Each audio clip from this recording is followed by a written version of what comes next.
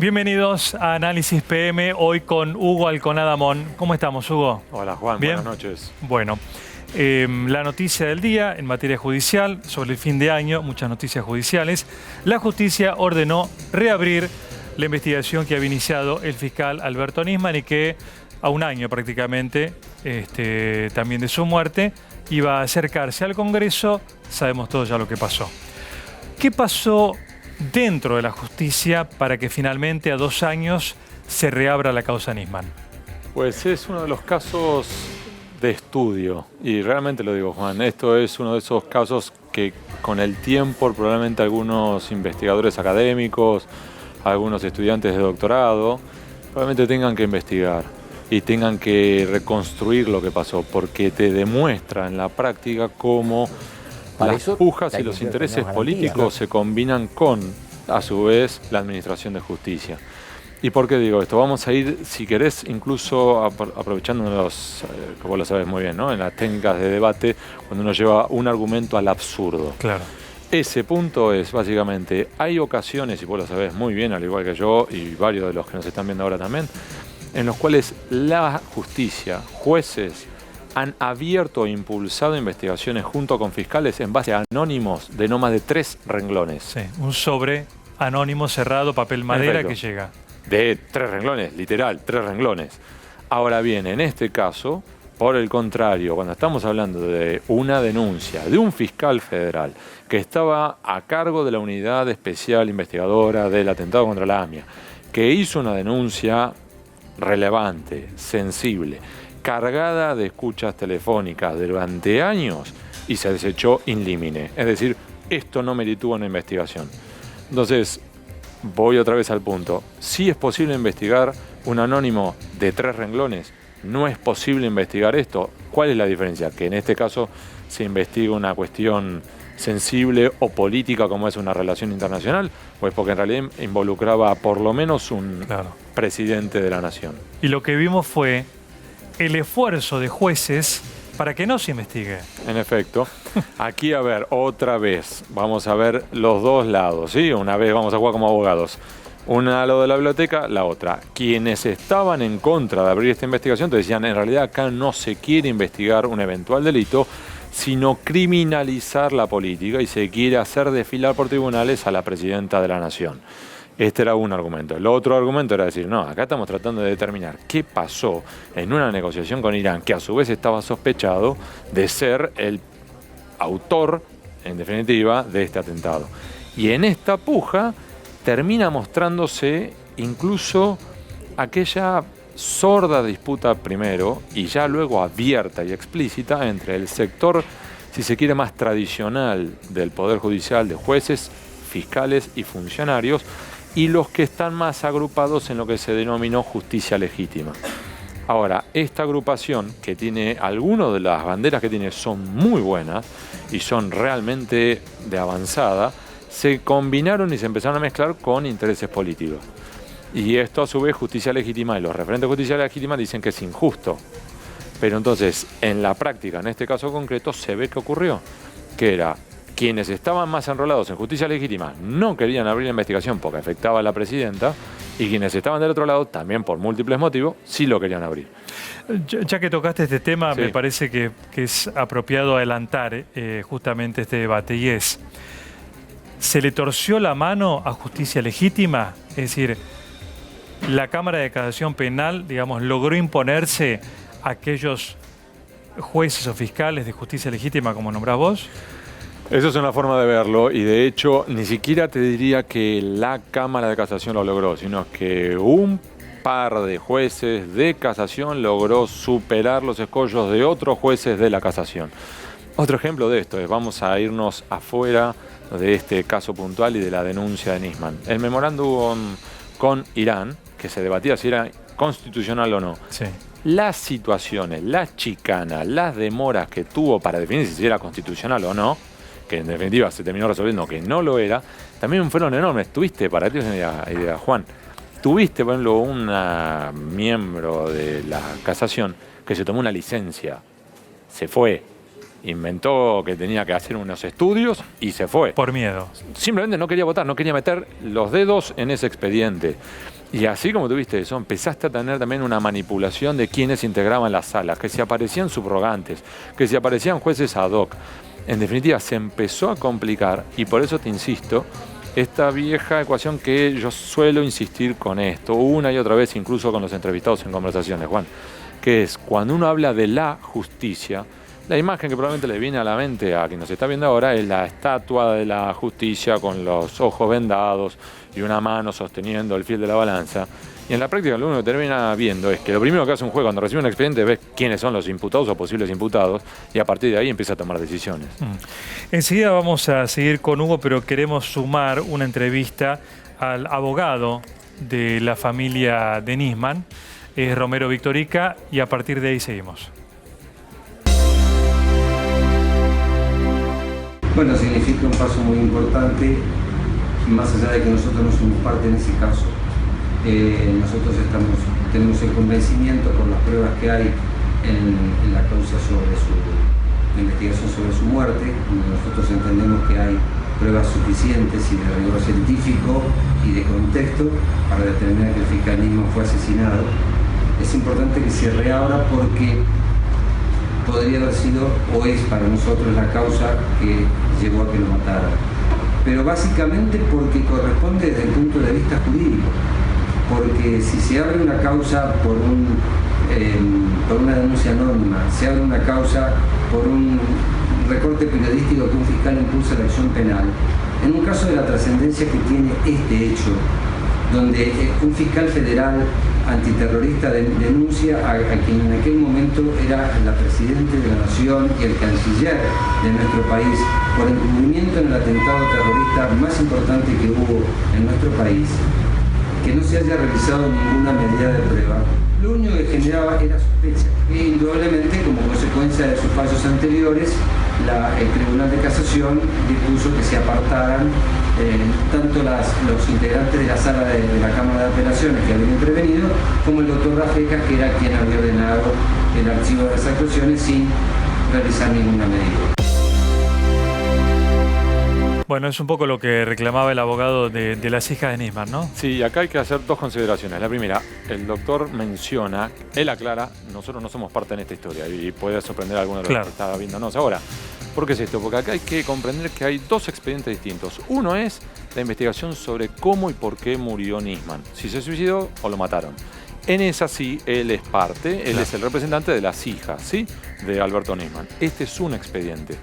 Este otro expediente, el que ahora se ordena finalmente abrirlo, es el que se debate si la presidenta Cristina Fernández de Kirchner cometió un delito cuando a su vez negoció a través del canciller Timmermans con Irán para, por ejemplo, armar esa comisión de la verdad, el negociar si en definitiva iban a ser juzgados y dónde serían juzgados los presuntos responsables del atentado y demás. En este segundo expediente, los que tomaron el protagonismo fueron los referentes de la DAIA. Y a su vez es muy interesante porque también te muestra la grieta que también existe dentro de la comunidad judía. ¿Por qué?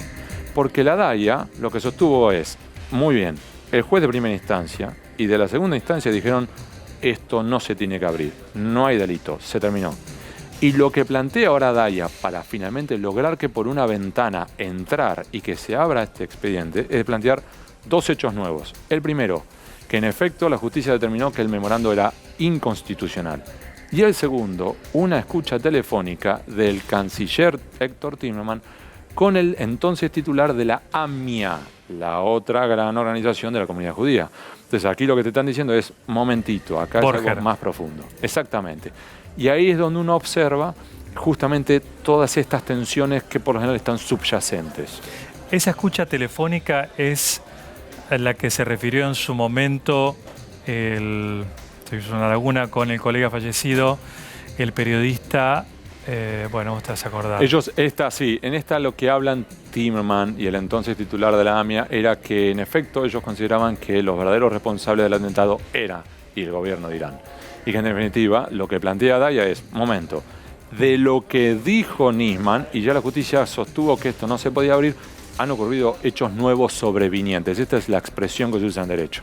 A partir de estos hechos nuevos sobrevinientes, consideramos que se tiene que abrir. Y ahí es donde empieza la discusión. Y finalmente llegamos a este punto. Y la segunda y última consideración muy rápida sobre esto es que hay que aclarar algo. Esto recién comienza. ¿Y eso qué implica? Que ahora el juez que se sortee mañana va a ordenar las primeras medidas de prueba. El fiscal policista pidió 50. Ahora, lo que puede ocurrir es que al cabo de completar estas 50 medidas de prueba, que tanto el fiscal como el juez digan, la verdad, no meritó a investigar. Y se cierra, y se terminó. O sea que esto ni siquiera es que era un paso definitivo, no es que quedó ahora la expresidenta a un paso de procesamiento, no. Acá lo único que se pedía era, abran en ese expediente para ver si algo aquí ocurrió que era ilícito.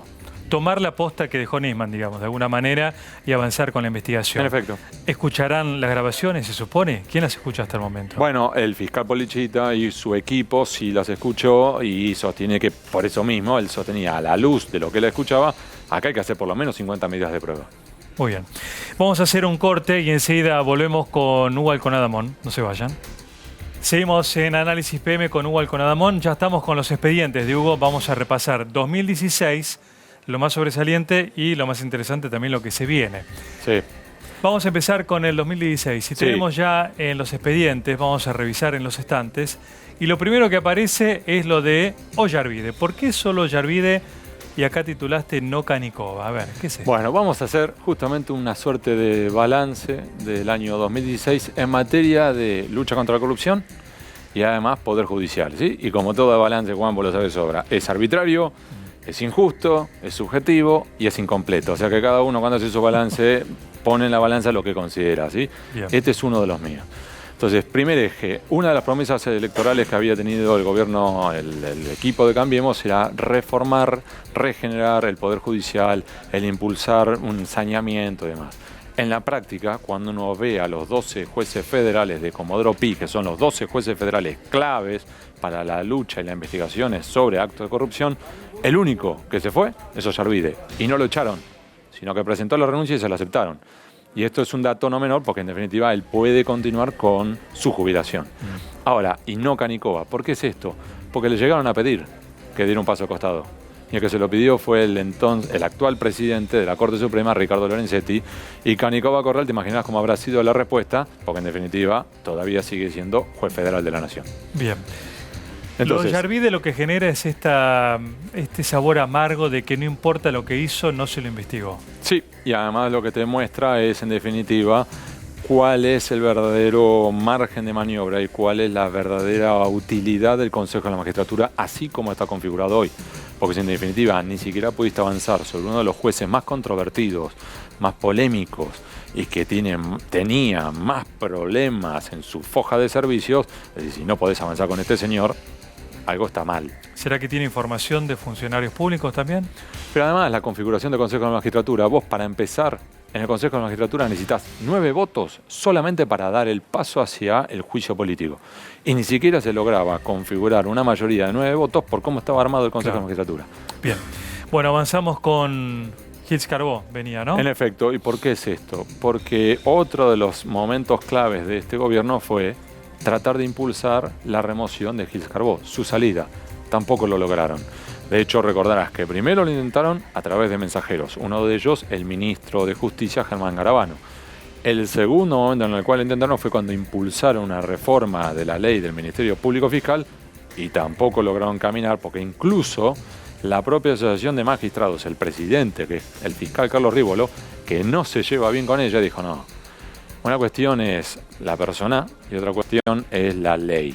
Y no podemos modificar una ley simplemente para remover una persona. Y tuvieron que dar marcha atrás. Entonces, este es otro de los puntos en los cuales el gobierno no logró alcanzar su objetivo. Bueno, pasamos al expediente que sigue, la incorporación de Rosati y Rosenkrantz.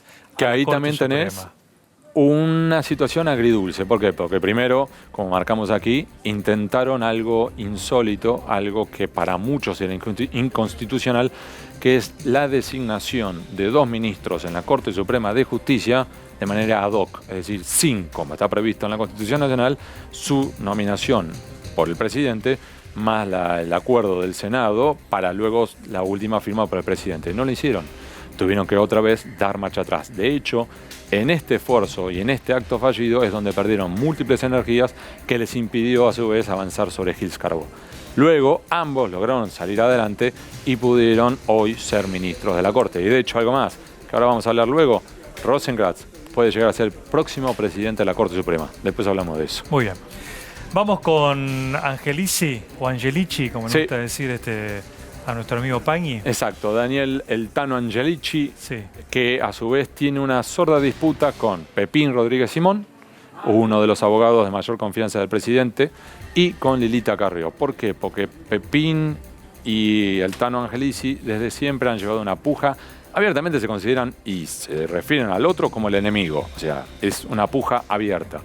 Y a su vez Lilita Carrió lo ha marcado a Angelici como uno de los justamente operadores judiciales, y dice, y no de los operadores judiciales prolijos, no de esos interlocutores como podría llegar a ser el ministro de Justicia, Germán Garabano, que de manera institucional se sienta con el presidente de la Corte y le dice, mire, yo pienso que, o con la procuradora Hills-Cargo, yo considero que usted debe dar un paso al costado. No. El Tano Angelici, por ejemplo, fue el que le mandó el mensaje a Ollarvide de que se tenía que ir. Panama Papers, algo sabes del tema este, Sí, Hugo? porque lo que ha Algo ocurrido, escribiste. lo remarco en el balance judicial, porque Sí. fue probablemente el primer gran dolor de cabeza judicial para el presidente en persona, Mauricio Macri. Además, creo yo que con esto generó como el final de su luna de miel. Y además, no es que ocurrió en un momento y se terminó, sino que desde entonces lo viene arrastrando tanto él como sus hermanos y su padre. Gianfranco y Mariano, recordemos, fueron reportados por operaciones sospechosas de presunto lavado en Alemania. Esa información ahora llegó a la Argentina, mientras que el padre, Franco Macri, tuvo que entregar a la justicia parte de la documentación. Y todavía hoy siguen con esta causa abierta por o presunto lavado o presunta evasión tributaria.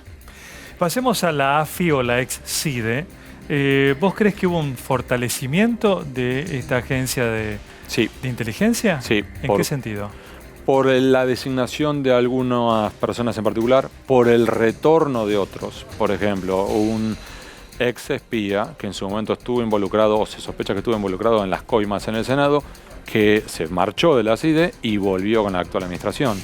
Luego un hombre de la Procuración que pidió licencia médica durante varios años y ahora con el nuevo gobierno lo activaron y es, en principio, sería uno de los operadores ante la justicia. Es decir, hay varias señales e incluso un intento de la CIDE por tratar de recuperar las escuchas telefónicas. Es decir, vengan para acá otra vez la capacidad de escuchar la vieja, como se decía antes, la oficina de oficios judiciales, la OJ.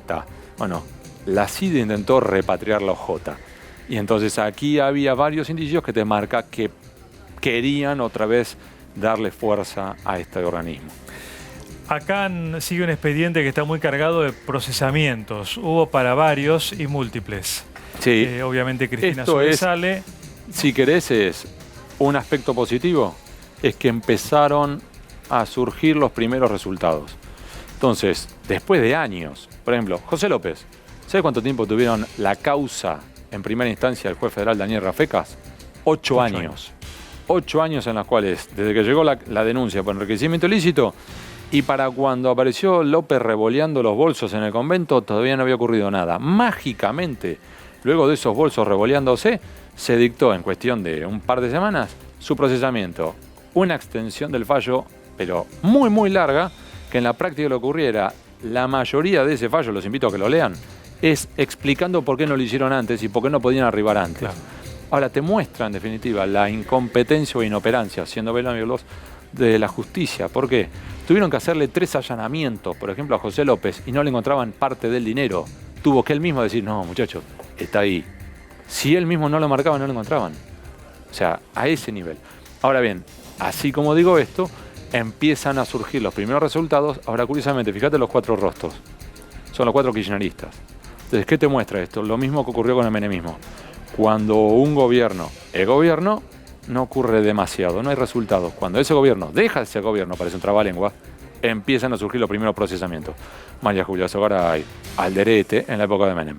Lo mismo con el kirchnerismo. 8 años José López, no pasa nada.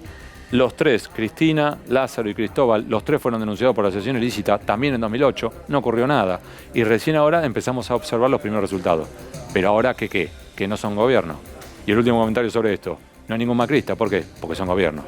Entonces, parece un trabalengua, pero creo que se entiende. Claro. Vamos a pasar al próximo expediente, que hablamos de procesamientos, pero no de condenas. En efecto, y ese es otro de los aristas que tenemos aquí, que es en definitiva, sí, hubo múltiples procesamientos, pero condena, ¿hubo alguna? No. Entonces ahora sí vamos a hablar luego del ex vicepresidente Amado Boudou, porque mirando hacia adelante sí tiene un horizonte complicado.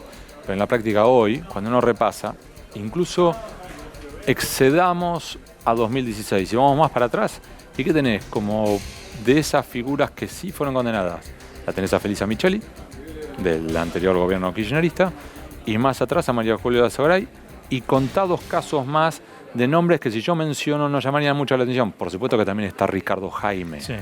Pero en realidad Ricardo Jaime ya venía con efecto acumulativo y con la tragedia de 11, que son esas tormentas que nadie puede tapar. Bien. Bueno, nos queda Nisman, que cierra el año con esta información judicial del día, que es la reapertura de la causa. En efecto. Y pasamos ya al 2017. En efecto.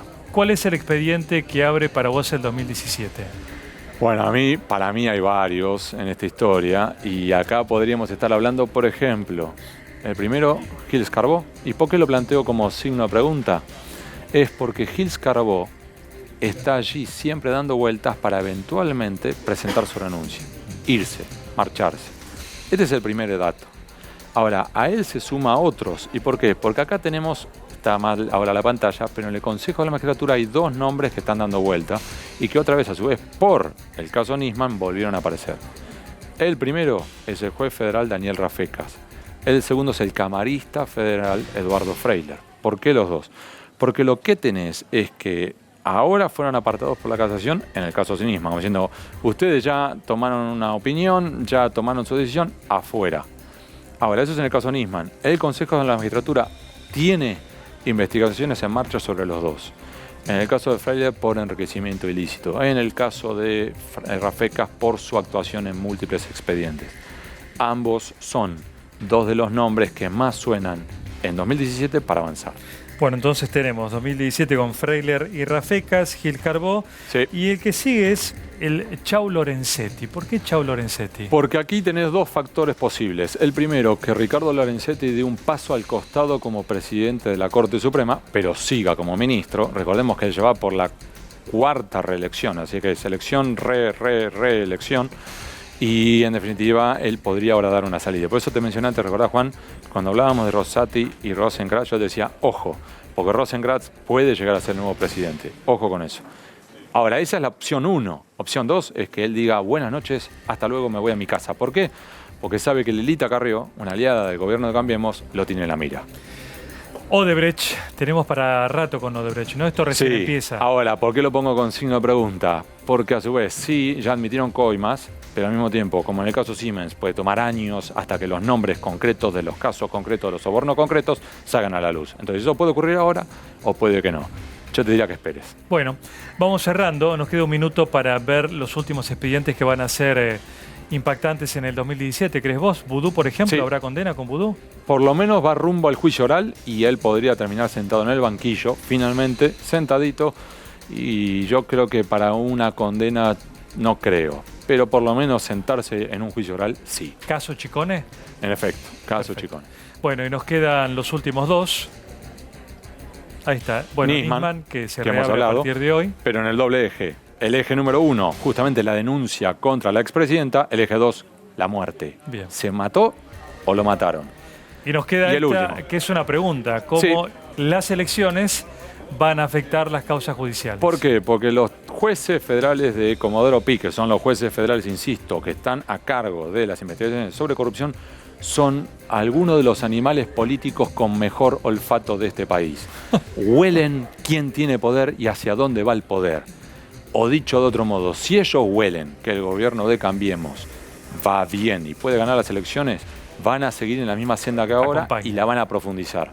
Si por el contrario ellos huelen que el PJ o incluso el kirchnerismo pueden recuperar posiciones y pueden ganar las elecciones de 2007, empezaremos a observar cómo múltiples de estas investigaciones, que parece que hoy avanzan mucho, se empiezan a ralentizar, empiezan a pedir peritajes extraños y empiezan a dormirse las definiciones otra vez. Como José López, 8 años, volveremos a ver otra vez. Así que si uno quiere saber en parte cómo van a salir las elecciones de octubre de 2017, presten atención antes a qué ocurre con las investigaciones sobre la política. Buen dato, lamentable que sea así, Sí. pero sabemos que es así.